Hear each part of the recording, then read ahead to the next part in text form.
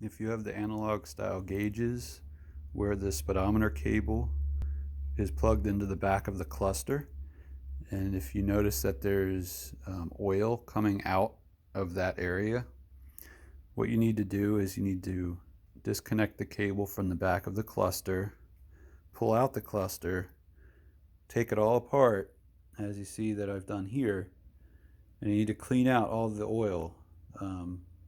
Basically, the pinion gear on the transmission where the speedometer cable plugs into, the seal there is shot. So you're going to have to replace that seal to prevent oil from traveling up the speedometer cable.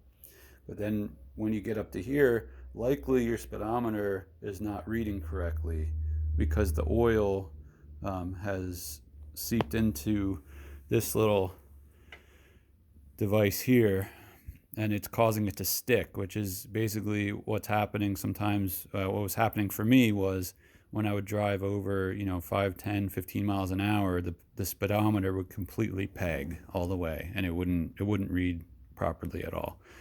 So what you have to do is you have to clean out all the excess oil.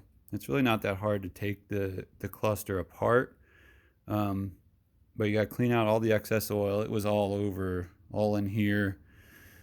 It was all on the odometer, but especially on this piece here. This is where the cable plugs into on the back of the unit there.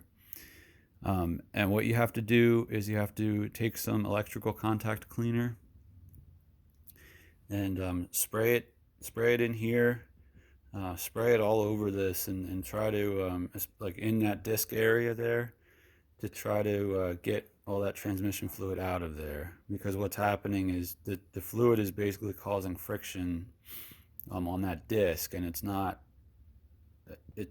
it's almost, well, it's actually causing almost less friction on the disc, and it's allowing it to spin too fast when the cable turns, which is what's pegging the speedometer. So basically that's what you have to do. Take it all apart. Sorry, that was my dog.